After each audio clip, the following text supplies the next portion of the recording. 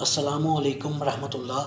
سورہ مائدہ مدنی صورت، چھٹے سپارے کا 14واں رکوع، آیت نمبر 67۔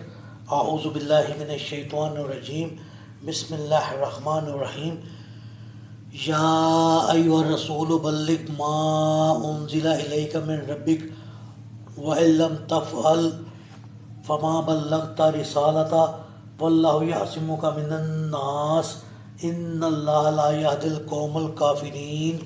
اے رسول صلی اللہ علیہ وسلم، جو کچھ آپ کے رب کی طرف سے آپ پر نازل کیا گیا ہے اسے لوگوں تک پہنچا دیجیے، اور اگر آپ نے ایسا نہ کیا تو اللہ کا پیغام پہنچانے کا حق ادا نہ کیا، اور اللہ آپ کو لوگوں کے شر سے محفوظ رکھے گا۔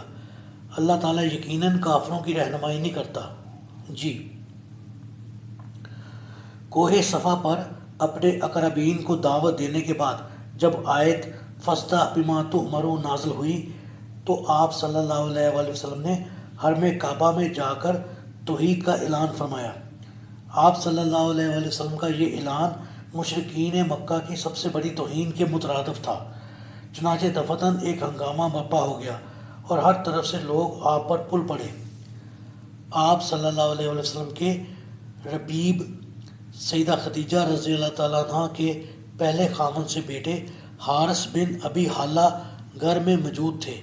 انہیں خبر ہوئی تو دوڑتے ہوئے آئے اور آپ صلی اللہ علیہ وآلہ وسلم کو بچانا چاہا۔ اب ہر طرف سے ان پر تلواریں پڑنے لگیں اور وہ شہید ہو گئے۔ اسلام کی راہ میں یہ پہلا خون تھا جو بہایا گیا۔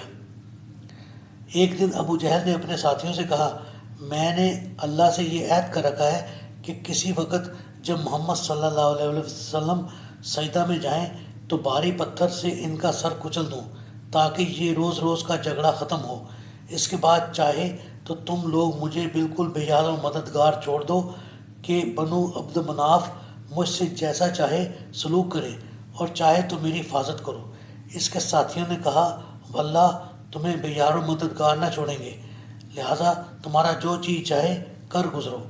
اس تجویز کے مطابق ابو جہل ایک بھاری پتھر لے کر کعبہ میں پہنچا اور مناسب موقع کا انتظار کرنے لگا۔ چنانچہ جب آپ صلی اللہ علیہ وآلہ وسلم سجدہ میں گئے تو ابو جہل پتھر لے کر آپ صلی اللہ علیہ وآلہ وسلم کے قریب پہنچا، مگر یکدم خوف زدہ ہو کر پیچھے ہٹنے لگا۔ اس کا رنگ اڑا ہوا تھا اور پتھر کو بھی مشکل سے نیچے رکھ سکا۔ اس کے ساتھی بڑے متعجب تھے کہ یہ کیا ہو رہا ہے۔ انہوں نے پوچھا، ابو الحکم، یہ کیا ماجرا ہے؟ وہ کہنے لگا، میں محمد صلی اللہ علیہ وآلہ وسلم کی طرف بڑھ رہا تھا تو ایک مہیب شکل کا اونٹ مجھے نظر آیا۔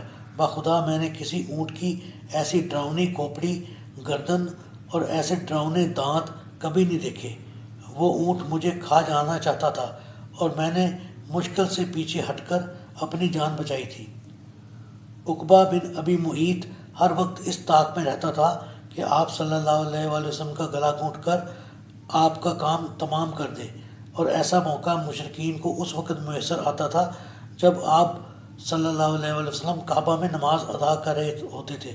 چنانچہ سیدنا عروہ بن زبیر رضی اللہ تعالیٰ عنہ کہتے ہیں کہ میں نے عبداللہ بن عمرو بن عاص سے پوچھا کہ مشرکین مکہ نے جو رسول اللہ صلی اللہ علیہ وآلہ وسلم کو سب سے سخت ایذا پہنچائی وہ کیا تھی؟ تو انہوں نے اپنا چشمدید واقعہ یوں بیان کیا کہ آپ صلی اللہ علیہ وآلہ وسلم کعبہ میں نماز ادا کر رہے تھے۔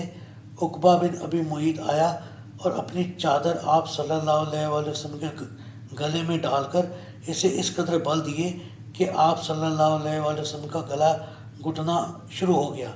آنکھیں باہر آئیں اور قریب تھا کہ آپ کا کام تمام ہو جاتا۔ اتنے میں سیدنا ابو بکر رضی اللہ تعالیٰ عنہ آن پہنچے۔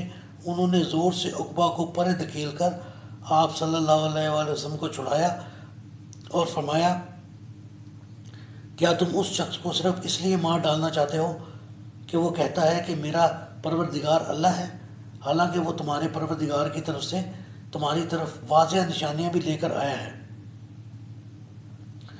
اور سیدہ اسماء رضی اللہ تعالیٰ عنہ کی روایت میں مزید تفصیل یہ ہے کہ جب عقبہ نے آپ صلی اللہ علیہ وآلہ وسلم کی گردن میں چادر ڈال کر زور سے گھونٹا تو آپ صلی اللہ علیہ وآلہ وسلم کی چیخ نکل گئی کہ اپنے ساتھی کو بچاؤ۔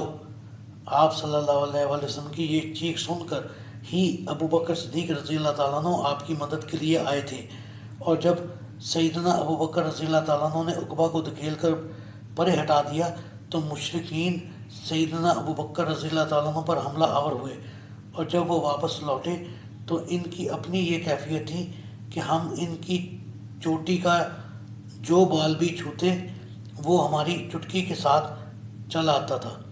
اللہ تعالیٰ سے دعا ہے اللہ تعالیٰ ہمیں قرآن پر عمل کرنے کی توفیق عطا فرمائے، آمین۔